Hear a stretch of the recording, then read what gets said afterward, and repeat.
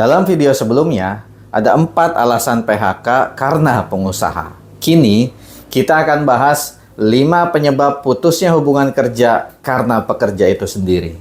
Sebelum kita mulai pembahasannya, yang belum mengikuti channel Hubungan Industrial, buruan subscribe atau follow. Gratis kok.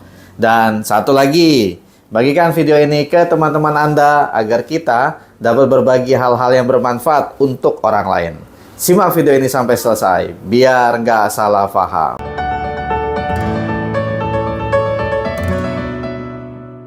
Meskipun terdapat prinsip bahwa pengusaha dan pekerja harus mengupayakan agar tidak terjadi pemutusan hubungan kerja, namun ada 5 alasan yang dapat menyebabkan hubungan kerja pekerja dengan pengusaha terputus karena pekerja itu sendiri.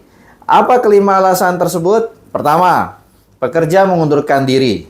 Kedua, pekerja mangkir selama 5 hari kerja atau lebih berturut-turut. Ketiga, pekerja melakukan pelanggaran disiplin. Keempat, pekerja ditahan oleh pihak yang berwajib. Dan kelima, pekerja melakukan pelanggaran yang bersifat mendesak. Untuk alasan pertama, karena pekerja mengundurkan diri, dalam pasal 36 huruf I Peraturan Pemerintah Nomor 35 Tahun 2021, mengundurkan diri yang dimaksud adalah mengundurkan diri karena kemauan diri sendiri. Kata kuncinya adalah kemauan diri sendiri. Sehingga apabila terjadi sebaliknya, yaitu mengundurkan diri karena disuruh atau dipaksa oleh perusahaan, maka Anda berhak menolaknya. Atau ada juga pekerja yang dari awal masuk bekerja sudah disuruh menandatangani surat pengunduran diri oleh perusahaannya. Mengundurkan diri atas kemauan diri sendiri memiliki syarat-syarat yang harus dipenuhi, yaitu mengajukan permohonan tertulis lambat-lambatnya 30 hari sebelum tanggal dimulainya pengunduran diri, tidak terikat dalam ikatan dinas, dan tetap melaksanakan kewajiban bekerjanya sampai tanggal dimulainya pengunduran diri. Atas permohonan mengundurkan diri dari pekerja, perusahaan dapat memberikan persetujuan secara tertulis atau lisan. Alasan PHK yang kedua, karena pekerja itu sendiri adalah mangkir selama 5 hari kerja atau lebih secara berturut-turut. Terhadap alasan ini juga ada syarat-syaratnya. Pengusaha memiliki kewajiban untuk memanggil pekerja secara patut dan tertulis sebanyak 2 kali ke alamat pekerja yang terdaftar di perusahaan. Jeda antara panggilan pertama dengan panggilan kedua adalah 3 hari kerja. Apabila syarat ini dipenuhi dan pekerja tidak memenuhi panggilan perusahaan, maka pekerja dapat dianggap mengundurkan diri.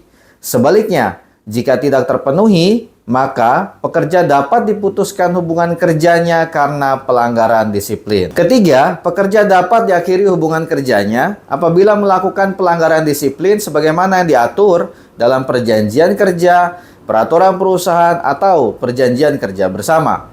PHK karena pelanggaran disiplin ini dapat terlebih dahulu diawali dengan pemberian surat peringatan, baik berturut-turut atau tidak berturut-turut. Bahkan bisa juga langsung menyebabkan pemutusan hubungan kerja karena semua itu tergantung pada bobot pelanggaran yang dilakukan oleh pekerja. Keempat, alasan pemutusan hubungan kerja karena pekerja itu sendiri jika ia tidak melakukan pekerjaan selama 6 bulan akibat ditahan oleh pihak yang berwajib karena diduga melakukan tindak pidana.